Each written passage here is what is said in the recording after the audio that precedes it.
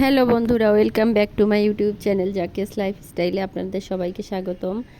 আজ আমি কিভাবে হোমমেড বাসায় ঘি তৈরি করলাম সেটা আপনাদের সাথে আমি শেয়ার করবো। এই যে প্রথমে এই শর্টটা আমি উঠিয়ে রেখেছিলাম, এক সপ্তাহের মতো উঠাইছি। উঠানোর পরে এখন দেখেন এই যে খেজুরের পাতা লাগবে আর একটু ঠান্ডা পানি, আর কিছু না।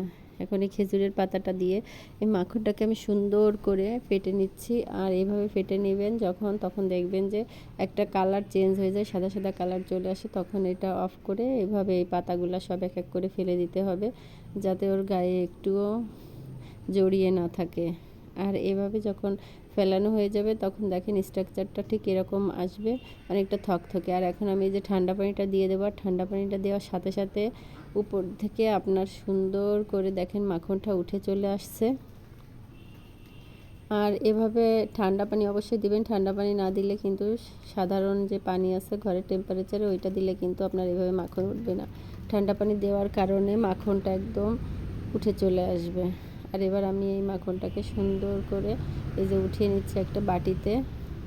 আর এখান থেকে বেশ খানিকটা আমার মাখন বের হয়েছে। এখন আমি এই মাখনটাকে জাল করব।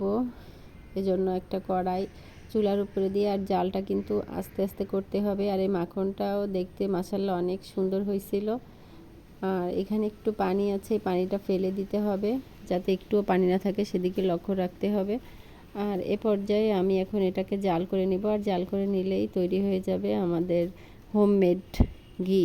আপনারা কিন্তু ইচ্ছা করলে এভাবে বাসায় তৈরি করে খেতে পারেন একদম সহজেই।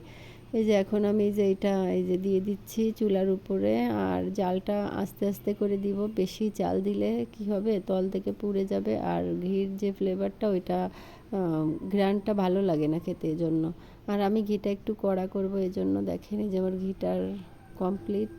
আজ এই পর্যন্ত। আমার ভিডিও ভালো লাগলে অবশ্যই একটা লাইক, কমেন্ট, সাবস্ক্রাইব করবেন।